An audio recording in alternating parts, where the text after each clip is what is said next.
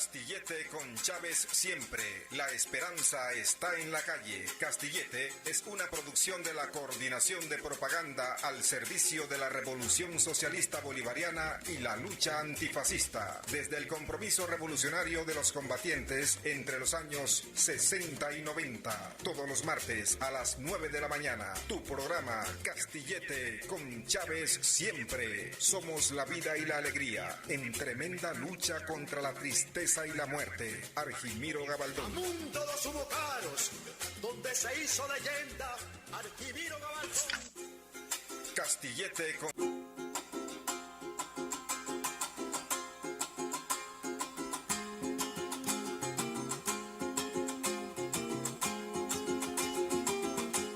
Papito, con una pequeña llama yo puedo hacer un gran fuego.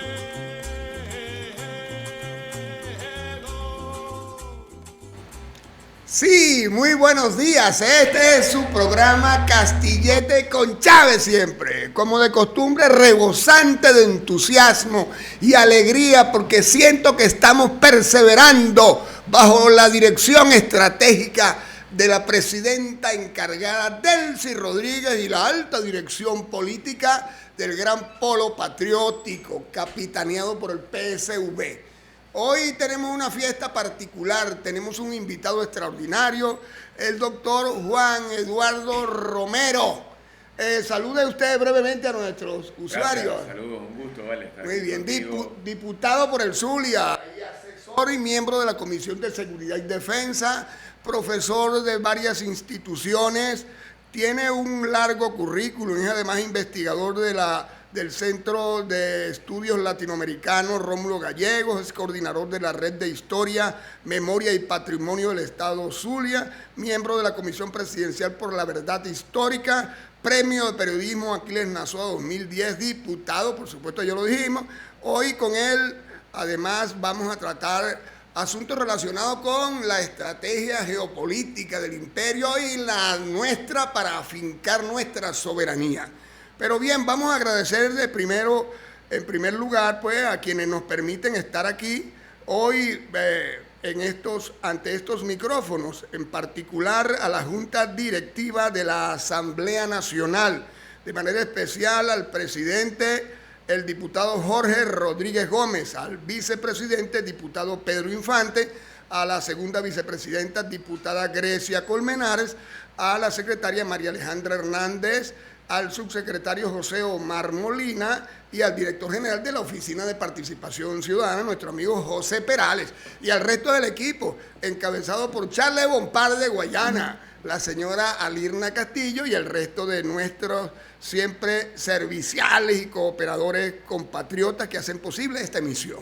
Bien, nosotros siempre usamos para contextualizar la idea de que, doctor, esta es una iniciativa en el concepto de guerrilla mediática, hecha por este grupo fundamental de viejos guerrilleros de ayer y revolucionarios siempre, que incansables siempre quieren a través de esta iniciativa, con modestia, aportar un poco a la comprensión de la realidad con la ayuda de nuestros invitados. Por eso usted tiene la batuta, nosotros lo hemos traído como experto. Yo tengo la seguridad de que esto está llegando porque así lo reportan las redes. Damos un saludo de manera muy particular a nuestro equipo de dirección allá tras bastidores, a nuestro camarada Ángel Susarini, entiendo que está emparentado familiarmente con nuestro invitado, y por supuesto al negro José Rafael Muñoz, al camarada Andrés Aguilar Papote, al compatriota Alejandro Hitcher, y a otros más que tras bastidores sugieren, proponen temas y contenidos que aquí expresamos. Bien, doctor, nosotros estamos zarandeados como el mundo entero con los acontecimientos empujados por ese barranco espiritual, militar, político y hasta moral que está preconizando nada menos que el muérgano de Trump. Disculpe, yo no tengo la obligación de tratarlo con mucho miramiento. Para mí es un muérgano. Ajá. Alguien dice que es un desgraciado, dice, bueno, no, un desgraciado es aquel que no tiene la gracia de Dios para obrar bien por la humanidad. Te va mucho más allá. Pero bien, ahora nos sorprende que en la evolución de las últimas 48 horas, en esa guerra que él inició en Medio Oriente, nos topamos con que de pronto Irán recibiendo toda esa andanada, creo que son 69 andanadas de misiles desde Israel y desde las propias bases norteamericanas en los países de alrededor, ha logrado soportarla y responder, cosa que sorprende el mismo Estados Unidos, sorprende a la humanidad, y a mí, que yo no soy belicista, en el fondo tomamos la opción política, pero mete un fresquito, ¿sabes? Claro. Porque alguien tenía que sacudirle el pastor señor. Claro, pero fíjate, yo creo que, bueno, primero agradecerte a ti, a los compañeros de Castillete, muy bien lo has dicho, me unen unos afectos muy cercanos, porque una sobrina de Ángel fue mi primera administración, mi primera esposa. Mi hijo mayor es sobrino de Ángel Susarini, ¿no? Entonces me une un elemento muy especial con Castillete. Pero fíjate, yo creo que el tema es esencialmente histórico. El conflicto que nosotros tenemos, que Venezuela tiene con los Estados Unidos, es un conflicto histórico. Y al mismo tiempo, ese conflicto histórico muestra, en el caso de Trump, una profunda ignorancia de ese tema. Porque si Trump calibraría bien su acción militar, y habría que comenzar diciendo que aquellos que creen que Trump no es inteligente, que es un tipo bruto, se equivocan. Trump es un psicópata. Y los psicópatas, si tienen algo muy específico, es una excesiva inteligencia, solo que es una inteligencia deshumanizada, es decir, se considera por encima de todos los demás y considera que la manipulación y la alteración y el uso de las emociones es lo que le permite esa superioridad. Eso es lo que explica, por ejemplo, que Trump haya publicado en algún momento, después de enero, el mapa de América con Canadá con la bandera, Estados Unidos, Groenlandia y Venezuela con el mapa de Estados Unidos. O es lo que permite a Trump decir aquello de que dijo después del 3 de enero, que bueno, que eso fue una operación sumamente rápida, y después poco a poco se ha ido desmintiendo, porque como buen psicópata dice medias verdades con grandes mentiras. ¿Qué medias verdades dijo en torno a lo del 3? Bueno, fue una operación rápida. Después sale el general diciendo, bueno, la operación no fue tan rápida, tardamos 150 minutos, más de lo esperado, tuvimos que salir corriendo. Primero dijo que no tuvieron casi víctimas, después condecora a un militar que perdió las 2 piernas, producto de el intercambio de fuego, y los que sabemos un poco del tema militar sabemos que esos helicópteros estaban todos blindados. Para que el tipo haya perdido las 2 piernas significa que le dieron con todo desde abajo, porque esos helicópteros son blindados desde abajo. Entonces, si eso fue a un militar que estaba dentro de un helicóptero blindado, los que bajaron a tierra no tienen escudo invisible, ¿no? Y por lo tanto, suponemos que hay más víctimas de lo que ellos van a reconocer. Eso es algo muy típico. Porque una de las batallas esenciales de la guerra no solo se trata de causar muerte, sino de ocultar los daños que tiene. Es lo que vemos en este momento en el conflicto entre Irán e Israel. Estados Unidos niega, dice que el incendio que experimentó el portaaviones Abraham fue un incendio de basura. No, tiene que ver con un bombardeo. Eso tiene que ver con que Inglaterra niega el lanzamiento de un misil de más de 4.000 kilómetros en la base Diego García. No van a reconocer.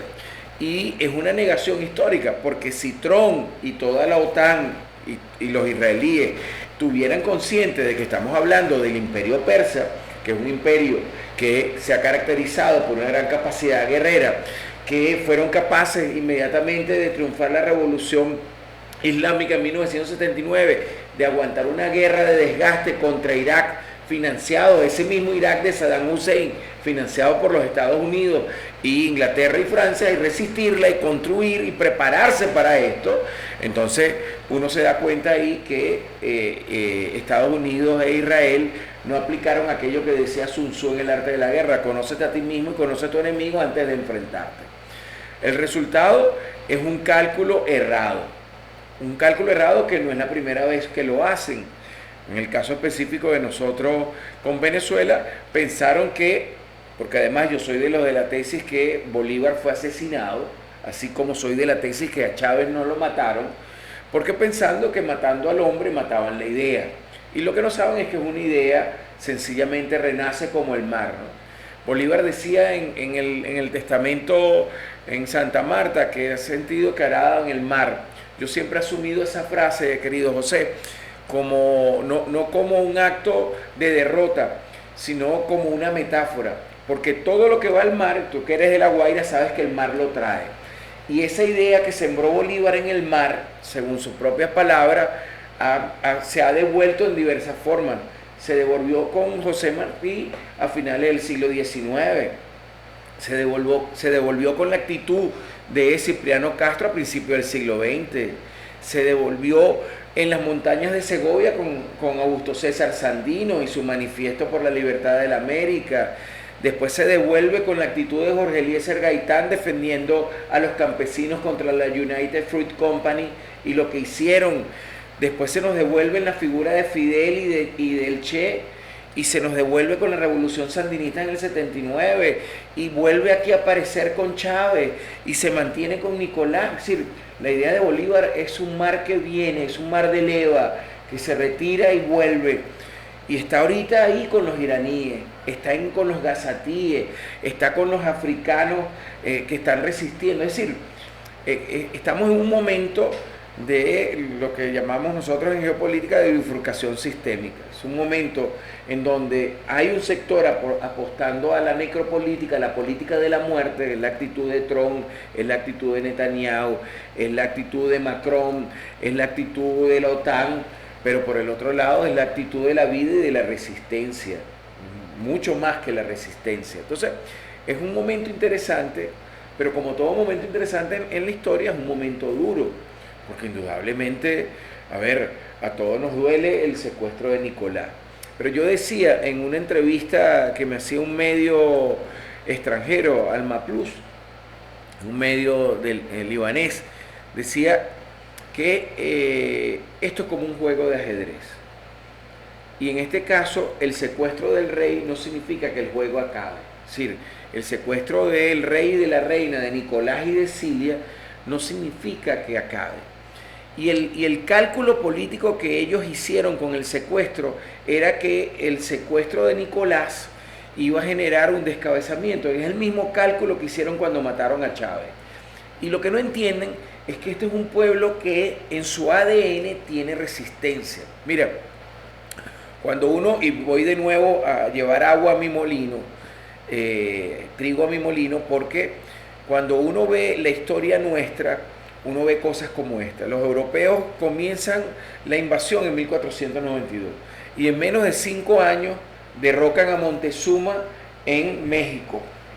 Y en menos de 5 años también, de alguna manera, Pizarro controla totalmente. Aquí, en este territorio caribe, llegaron en 1498 y terminaron jodiendo a Guaycaipuro en 1596. Hubo casi 100 años de resistencia. Y eso tiene que ver, eso lo tenemos nosotros. Un pueblo como el de nosotros, una sociedad como el de nosotros, que sufre un ataque de la magnitud de lo que nosotros experimentamos el 3 de enero, y que sin embargo aquí estemos tú y yo, que la gente de Castillete se reúna todos los sábados, los viejos combatientes, que nosotros estemos organizándonos y movilizándonos y resistiendo y reorganizando como estamos, significa que nosotros tenemos una gran capacidad de absorber. Eso se llama antifragilidad. Los psicólogos políticos utilizan mucho la palabra resiliencia. A mí no me gusta la palabra resiliencia, José, porque resiliencia es recibir el golpe y mantenerte donde estás. La antifragilidad es, ante el golpe, ante el caos, aprender y avanzar. Y es lo que nosotros estamos haciendo. A lo mejor no es un avance lineal, y esto implica una gran discusión política. Pero cuando en este momento en el que estamos, mira, yo he dado entre entrevistas como la que estoy aquí contigo, que te agradezco profundamente, a Papote, que sé que fue el que hizo el puente contigo para este encuentro que aplaudo y celebro, ¿no? Yo he dado no menos de 40, 50 actividades, y no ha habido una sola actividad donde alguien me diga, bueno, es que nosotros estamos muy sentidos por el secuestro de Nicolás. Y incluso gente que dice, bueno, pero estamos contra las cuerdas. Y le digo, mira, creo que es un tema de percepción, porque el que crea que una revolución es un proceso como de ascenso a una colina que es siempre para arriba, está equivocado. Y yo le demuestro con 3 ejemplos históricos, porque es llevar, repito, trigo a mi molino, que las revoluciones no son siempre lineales. El primer ejemplo que tengo que poner es la capitulación de Miranda en 1812. O sea, nos dieron en buen lenguaje criollo una coñiza nos dieron, y Miranda echa un pie hacia atrás, firma la capitulación, porque es aquello de que hay que preservar a una vanguardia que acompañe la organización colectiva para poder hacer la revolución. Y fíjate lo que eso significó reservar a una vanguardia donde estuvo José Félix Rivas, estuvo Mariño, estuvo Arismendi, estuvo Urdaneta, estuvo el propio Bolívar, estuvo Piar, ¿ok? ¿No? Y eso permitió una reorganización que hace posible que después Bolívar lance la campaña admirable y constituya la Segunda República y haga el decreto de guerra-muerte. Pero además tampoco fue ascendente, porque debemos recordar la coñiza de nuevo que nos dio Bove y permitió la migración de Oriente, y Bolívar tuvo que irse al Caribe. Y ahí surgen 2 vainas extraordinarias.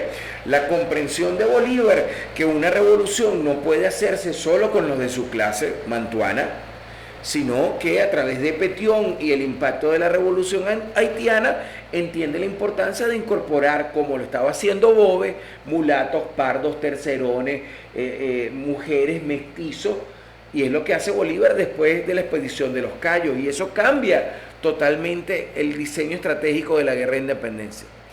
Pero además el segundo ejemplo es que Bolívar entre 1819 y 1820, después que lanza la campaña que lleva a Batalla de Boyacá, que lleva a Pantano de Vargas, y que después de alguna manera regresa, va al armisticio con Pablo Morillo.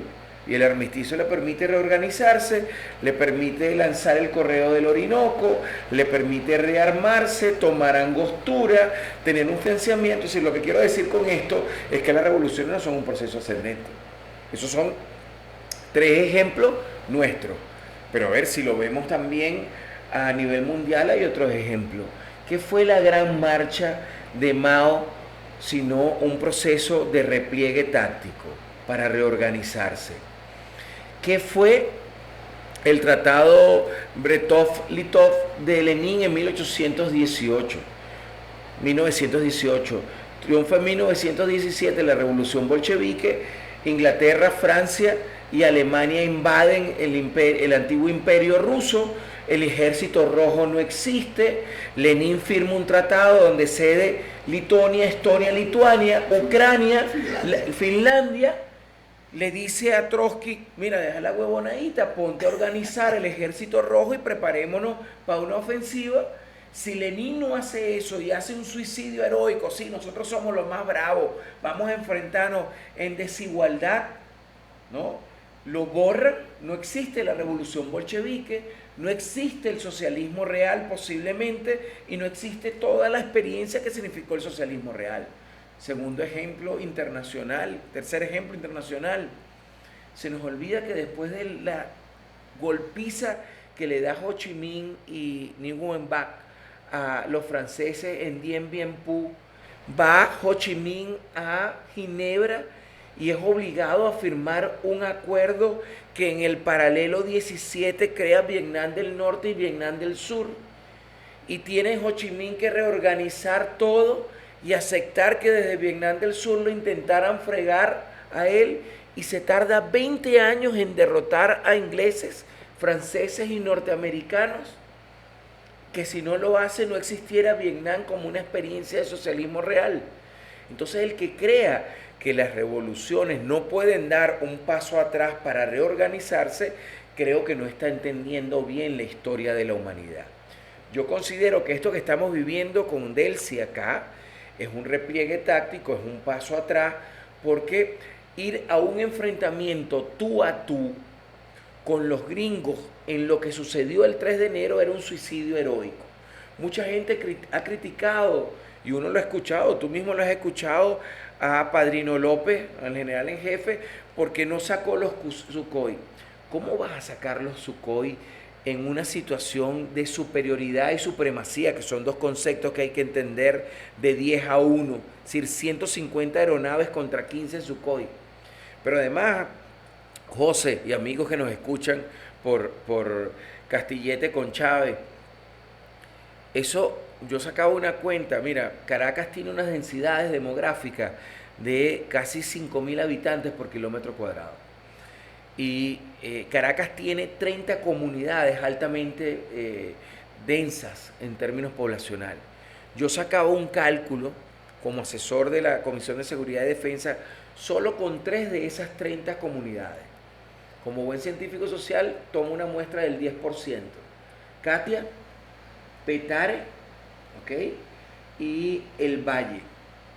Y un combate sacando los Sukhoi, con la posibilidad de que los Sukhoi derrumbaran a algún helicóptero o en algún avión, que los borraran a ellos, porque indudablemente la superioridad y la supremacía aérea que ellos tenían iba a significar un suicidio heroico de nuestros pilotos, pero eso hubiese significado un daño colateral entre 15 a 40.000 muertos solo en esas 3 comunidades.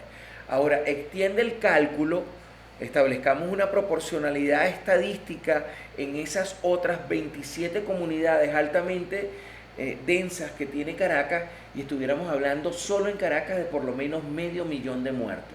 ¿Valdría la pena? ¿Hubiese preservado la revolución el control político que tiene? Porque además hay que entender que esa operación del 3 de enero era al mismo tiempo un acto de provocación. Sobre la superioridad y la supremacía, lo que se buscaba era una respuesta no racional.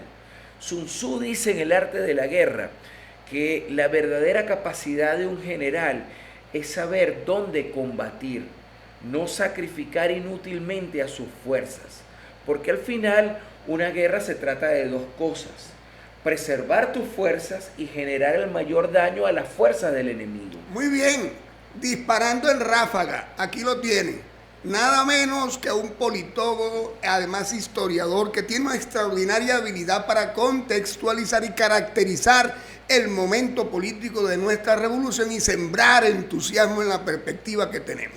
Ahorita vamos, para suavizar, doctor, porque usted dispara como una .50. Vamos con una pieza de nuestro Ali Primera y regresamos con más. Muy bien.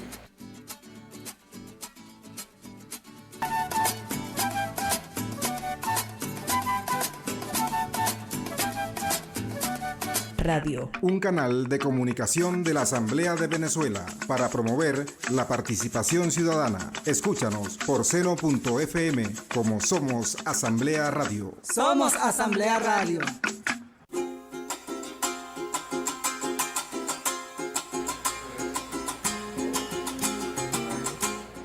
Sí, regresamos en su programa Castillete con Chávez siempre, conversando con el doctor Juan Eduardo Romero Jiménez. Nos deleitamos con su estilo de disparo en ráfaga sobre la realidad internacional y nacional, y somos partícipes de su visión, según la cual estamos en una época, en un tiempo de repliegue táctico acertadamente decidido. Creo que el mejor gobierno que tenemos y el único posible es el de Delcy Rodríguez. Hemos conservado el gobierno político, la unidad de las fuerzas y la paz. Y es preciso sobre ese tema que hablemos, porque hay una línea que es la de convivencia, de paz democrática, sin que eso signifique que vamos a claudicar. Mira, por eso yo ponía los ejemplos históricos, porque creo que además es un problema de construcción en términos de la realidad. Es decir, pensar que los procesos revolucionarios son ascendentes no es comprenderlo. Y me voy a Chávez. ¿Cómo llega Chávez al poder? Crea un bloque histórico, y en ese bloque histórico hay de todo, porque no se nos puede olvidar que el primer gabinete de Chávez tiene a Marixa Izaguirre, que era la responsable de economía de Caldera. Correcto. Tiene a Carmen Ramia, que era la esposa de Miguel Otero, Sí.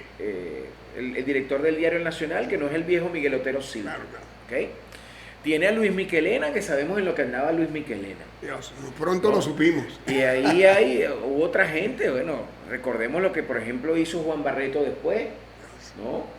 O este otro diputado Armas que también se volteó, tanta gente, porque era un bloque histórico que llegó y progresivamente la revolución se va depurando, todas las revoluciones se van depurando.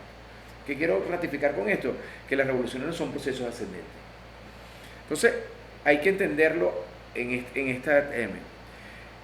Es que Trump tuvo una epifanía y ahora los chavistas somos buenos. No. Trump entendió y por eso cuando él dice es que María Corina no tiene las condiciones, no es que tenga una comprensión política, no, es que entiende que los únicos que podemos mantener la estabilidad, que además para él era necesario para no caotizar toda la zona, porque la posibilidad de una guerra a gran escala en Venezuela iba a generar una epidemia de desestabilización en la región. Y a Trump no le interesa tener en las cercanías de lo que es su espacio vital en términos geopolíticos esa situación. Es decir, no le interesaba repetir, porque lo que hicieron con nosotros, queridos José, amigos que nos ven, amigas, es lo mismo que fue exitoso para producir el cambio de régimen en Irak con Saddam Hussein, que fue exitoso para producir el cambio de régimen en Libia, para producir el cambio de régimen en Afganistán y últimamente en Siria. Pero estos 4 casos, todos terminaron en un caos generalizado que generó una situación aún más terrible en términos de geopolítica y geoestrategia de lo que los Estados Unidos tenían con los gobiernos que existían. Y por lo tanto entendió que era mejor entenderse con nosotros en una situación de alta fragilidad política, porque indudablemente nosotros estamos como un malabarista en este momento, reorganizándonos y reagrupándonos, pero estamos en gobierno. Es decir, tú y yo estamos aquí de lo más tranquilo. El compañero operador nacional está aquí, la Asamblea Nacional está en la Asamblea, los legisladores en los estados están, los concejales, los alcaldes, los diputados, los concejales, los legisladores, las instituciones. Es decir, dentro de esa fragilidad hay gobernabilidad. Correcto. Y hay un proceso de reacomodo. Nosotros estamos jugando. Mira, Lenin, a propósito de ese tratado, escribió, y tú te lo debes haber leído igual que yo, como me lo hizo leer mi papá, la enfermedad infantil del izquierdismo en el comunismo. ¿Por qué lo escribe Lenin? Lo escribe a propósito de los que le criticaron el tratado con los alemanes en su momento. Y Lenin, ¿qué dice en ese elemento? Dice lo que aprende también de Sun Tzu, que el sacrificio es inútil si no se preserva la vanguardia. Y Lenin dice ahí, el que es dirigente político y no entiende el momento en el cual debe pelear y en el cual debe replegarse, entonces no es capaz de interpretar la realidad como nos lo ha enseñado Marx, dicen en la enfermedad infantil de la izquierdismo. Esto que está haciendo ese triunvirato que en este momento asume la batuta y la idea de unidad, batalla y victoria que nos hablaba Chávez, que es Diosdado, que es Delcy, que es Jorge, está en una situación difícil, porque indudablemente sentarse a recibir, como hemos hecho, a la jefa de la delegación norteamericana, que sabemos qué es lo que ha hecho. En toda Latinoamérica tiene un prontuario. No es nada fácil. Recibir al director de Cada la CIA. vez que vas a La Guaira llueve. Claro. Recibir a el jefe del Comando Sur y sentarse con él. Mira, pero es que revisemos la historia. ¿Ustedes creen que a Lenin le fue fácil firmar el acuerdo con los alemanes? Que a Ho Chi Minh le fue fácil aceptar la división en el paralelo 17, que a Mao le fue fácil hacer la gran marcha de repliegue, y después cuando los japoneses estaban dándole golpes a Chiang Kai-shek y a él mismo, y llamar a Chiang Kai-shek y decirle a Chiang Kai-shek en buen criollo, mira, dejemos la pendejadita y de matarnos entre nosotros porque los japoneses nos van a cortar el cuello por igual. Vamos a fregar a los japoneses y después que freguemos a los japoneses nos volvemos a caer a trancazos. Sí, correcto. Y eso fue lo que hizo. derrotaron a los japoneses en el 45 y entre el 45 y el 49 volvieron a matarse hasta que ganó Mao. Quedó replegado en Taiwán. Pero si Mao no entiende eso, los japoneses le cortan la cabeza a él y a Chiang Kai-shek por igual. Entonces hay que entender lo que es el repliegue táctico. Nosotros estamos en un momento de repliegue táctico. Ese repliegue, ¿qué nos permite? Bueno, nos permite disminuir la presión económica, porque además, José, este país ha perdido entre 2013 a 2025 $850 mil millones producto de las medidas coercitivas. Eso es que cada venezolano, de los 32 millones que somos, ha dejado de percibir $19.000 anuales de ingreso per cápita. Eso significa que tú, tu nieto, tu sobrino, tu hija, tu esposa, ha dejado de percibir más de $1.200 mensuales de ingreso. ¿Ok? Imagínate lo que este país hubiese podido hacer con $850 mil millones, ¿no? Y eso explica un poco la ofensiva. No, que dijimos que los radares chinos y los radares rusos iban a detectar lo correcto. Son buenos radares, pero son radares del año 2006 al 2008. Tú no eres el mismo de hace 20 años. Yo hace 20 años no tenía las canas que tengo. Era igual de calvo como lo soy ahorita, pero no tenía las canas que tengo.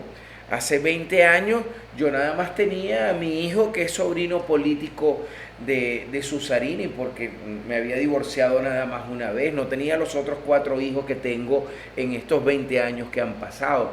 Lo que quiero decir es que en 20 años evolucionó. Lo que hicieron con nosotros el 3 de enero fue probar lo último en guerra de quinta generación. Y la verdad es, aunque nos duela, que esto nos da a nosotros una gran lección.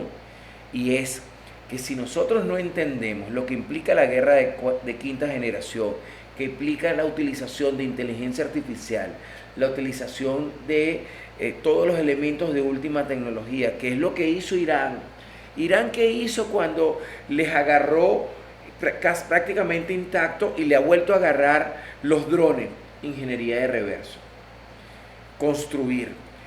Esta demostración de fuerza, que además le hicieron silenciosamente porque los norteamericanos ni se enteraron, ni los israelíes se enteraron, es lo que les ha generado un grave error. Porque los norteamericanos y los israelíes no hicieron lo que decía Sun Tzu. Sun Tzu decía: si te conoces a ti mismo y conoces a tu enemigo, enfréntalo porque siempre vas a ganar. Si te conoces a ti, pero desconoces las potencialidades de tu enemigo, que es lo que le pasó a los israelíes norteamericanos, tienes iguales posibilidades de ganar o de perder. Pero si te desconoces a ti y desconoces las potencialidades de tu enemigo, siempre vas a perder. Los norteamericanos no se esperaban la reacción de los iraníes. No se esperaban que les lanzaran un misil que viajara 4.000 kilómetros hasta la isla de Diego García y le demostrara, por lo tanto, a Francia e Inglaterra que pueden bombardear bases militares, y a Alemania, que tienen ahí de la OTAN, ¿no? Tampoco se lo imaginaba Bahrein, tampoco se lo imaginaba Omán, tampoco se lo imaginaba Emiratos Árabes Unidos, Arabia Saudita, que habían permitido bases de la Organización del Tratado del Atlántico Norte y de Estados Unidos, y que fueron bases utilizadas para el ataque que Israel ejecutó y Estados Unidos en octubre del año pasado, y que intentó repetir ahora. Y ahora está en una situación terrible, porque Irán, que tiene plena conciencia de cuáles son sus potencialidades y que se ha preparado para esto, tiene en una situación pisado el cuello a Trump, porque tiene cerrado el estrecho de Hormuz, de donde sale el 65% de la dotación energética de Europa y de Estados Unidos, y el precio del barril del petróleo se ha elevado, e Irán les ha dicho: ustedes quieren entenderse con nosotros, 1, paguen lo que nosotros les decimos, resarzan los daños que nos han hecho, retiren sus bases militares. Si van a pasar para sacar petróleo, no nos lo van a pagar en dólares, nos lo van a pagar en rublos o en yuanes, porque parece que eso es lo que más duele, el claro, pago en yuanes, porque eso significa el descalabro del sistema económico y la preeminencia del dólar. Entonces estamos viendo una situación de deterioro, y esto tiene que ver con un tema que al mismo tiempo está relacionado con nosotros. Usted lo llamó un entronque sistémico. Claro, ¿no? Bifurcación sistémica. Bifurcación sistémica. Y de esto se trata de jugar con el tiempo. El tiempo del capitalismo es un tiempo de inmediatez. El tiempo revolucionario es un tiempo de paciencia. Lo que nosotros estamos haciendo en este momento, que tiene que ver con el esfuerzo que hemos hecho para reformular la Ley Orgánica de Hidrocarburos, que de alguna manera, sin lugar a duda, es una concesión a un capital transnacional, pero es una concesión que también nos favorece, porque Delcy lo dijo en su mensaje el 15 de febrero, nosotros estamos vendiendo 1.200.000 barriles de petróleo diario, pero recordemos que la licencia de Chevron, que es la única autorizada por la OFAC, es 850.000 barriles de petróleo. Significaba que nosotros estábamos vendiendo a la chita callada 350.000 barriles. 350.000 barriles que no nos lo pagaba al precio internacional que nos paga Chevron, sino que estábamos perdiendo por barril. José y amigos que nos siguen aquí en Castillete con Chávez, estábamos perdiendo hasta 15, 20 dólares por barril. Ahorita lo estamos vendiendo al precio del mercado. Bueno, es la condición a precio internacional, dijo por su boca el mismísimo Trump, ¿no? Bien, pero doctor, perdone que le interrumpa, vamos a ir a un corte con otra pieza de Ali Primera, Tu palabra contra quien sea, y regresamos. Ese tema petrolero que está peliagudo.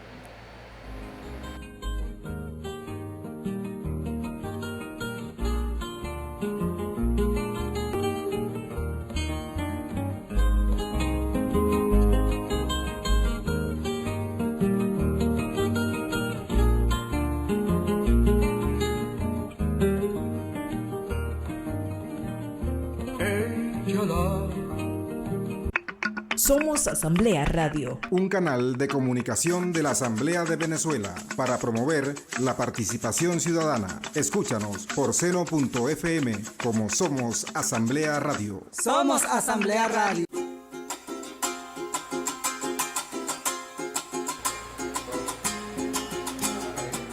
Sí, regresamos con su programa Castillete con Chávez siempre, conversando con el doctor Juan Eduardo Romero Jiménez, en caliente sobre la realidad concreta, el descalabro de los precios del petróleo originado por el desatino de ese barranco militar en que está asumiendo el Medio Oriente el señor Trump. ¿Y qué repiques podrán tener? Porque a mí mismo yo me sorprendo. Digo, no vendrán ahora que están echando humo en ese rabo a darnos un zarpazo. No, a ellos no les interesa. Insisto mucho en el tema. El que crea que Trump es un bruto xenofóbico, supremacista exclusivamente, no entiende lo que es un psicópata. Un psicópata se caracteriza esencialmente por la inteligencia y porque cada acción busca de alguna manera generar fragilidad emotiva en el otro, en el adversario, y al mismo tiempo muestra una deshumanización en su cálculo político. Entonces, Trump, ¿cuál era el cálculo? Yo soy de los que vienen sosteniendo esto.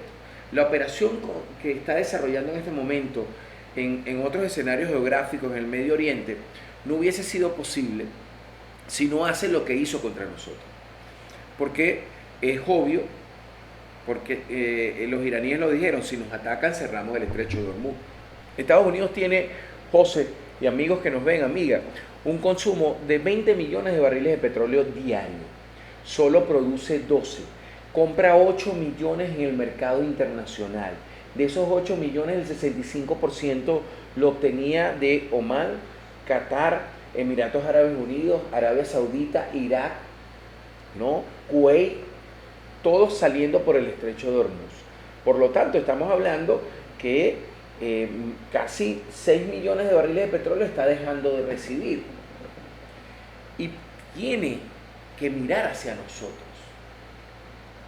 Es un tema que además puede sonar odioso lo que estoy diciendo, pero en esta circunstancia nosotros estamos produciendo petróleo, vendiéndolo a precio del mercado, no tenemos que lidiar con las medidas coercitivas, porque Chevron está sacando el petróleo y Estados Unidos nos está comprando más de esos 350.000 barriles que antes vendíamos por debajo de la mesa a un precio por debajo del mercado.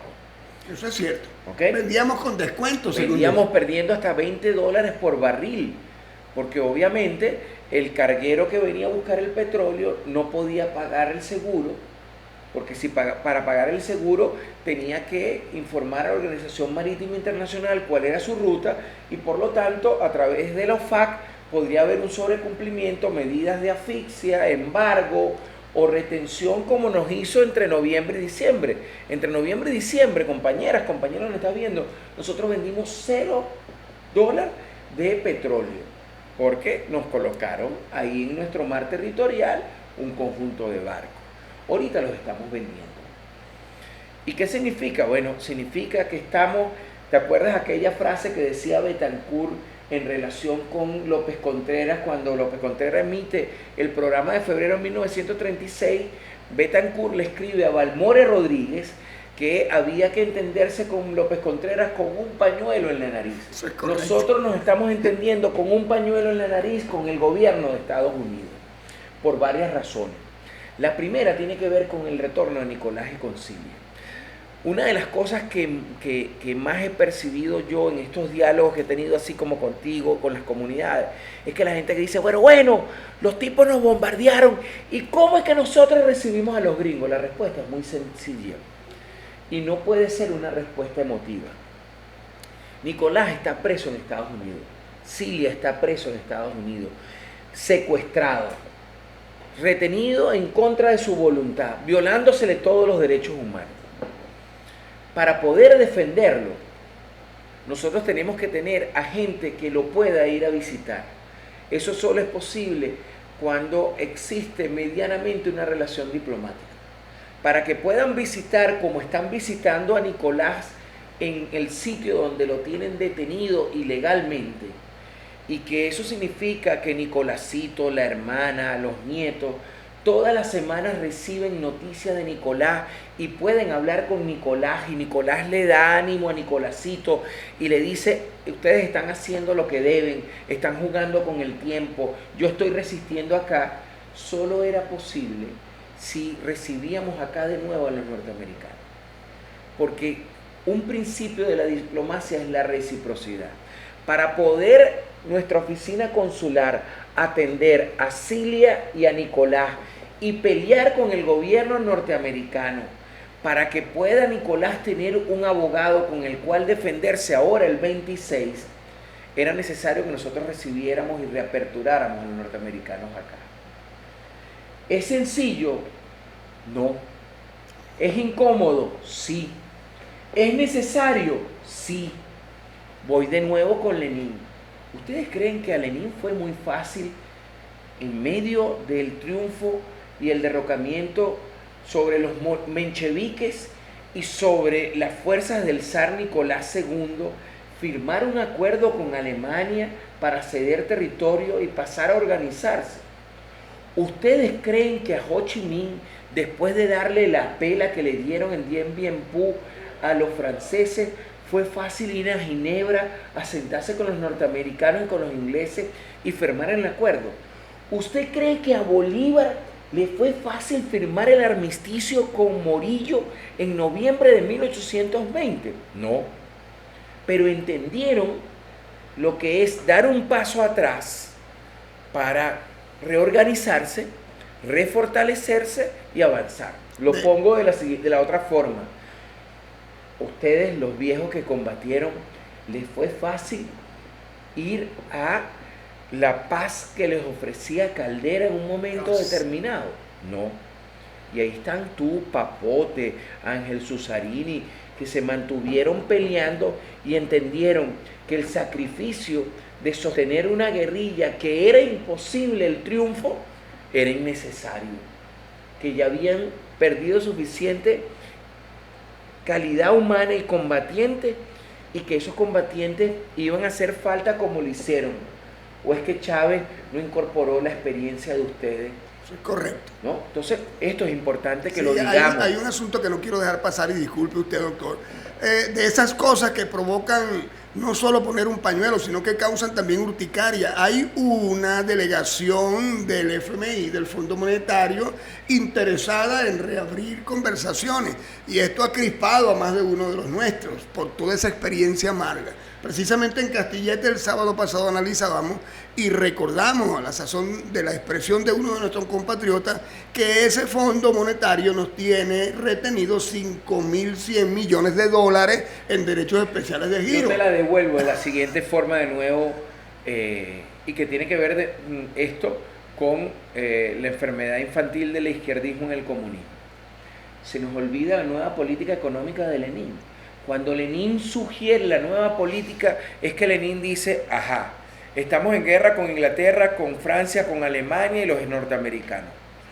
La sociedad rusa, ese imperio ruso, es una sociedad semifeudal.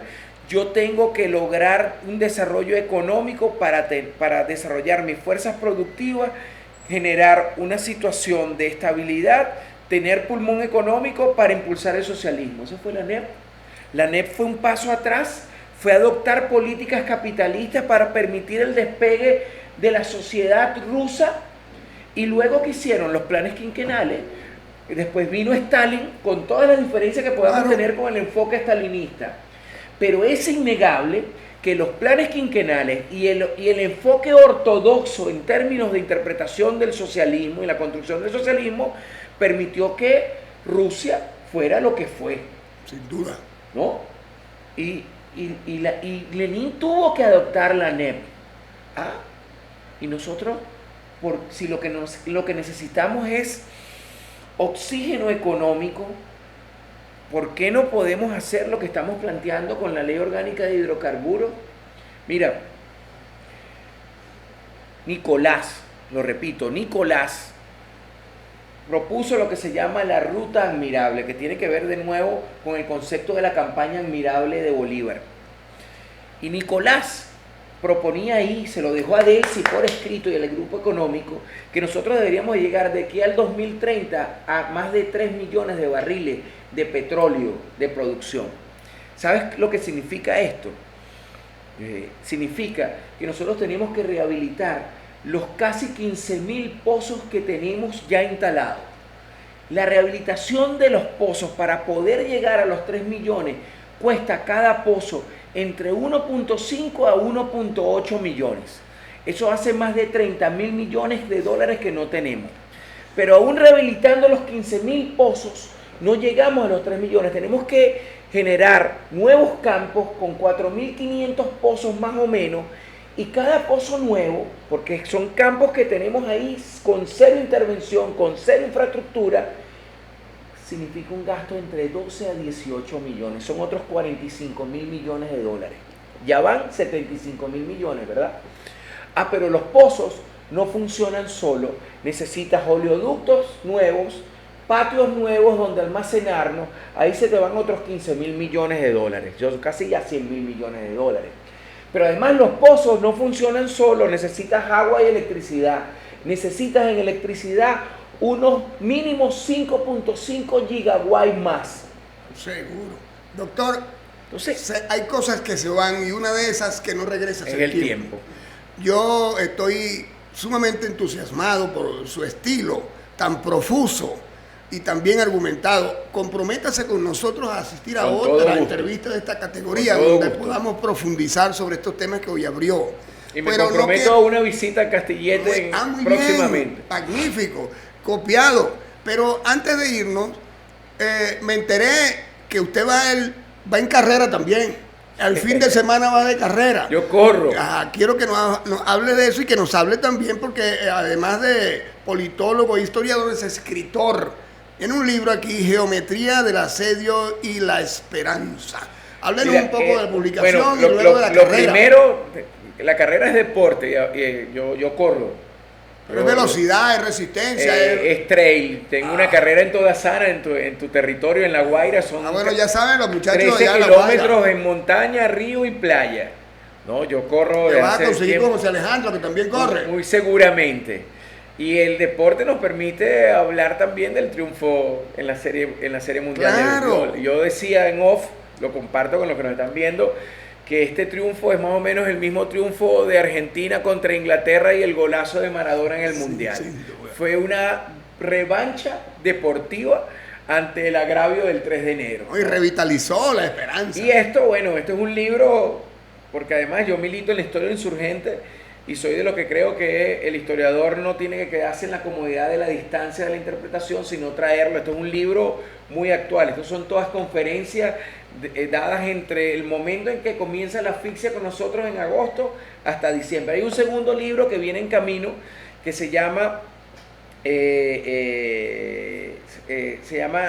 Diametría de la Resistencia Heroica, que es un conjunto de trabajos de interpretación de lo que ha sucedido de enero hasta acá. Cuando lo presente, con gusto lo bautizamos aquí o en Castillete.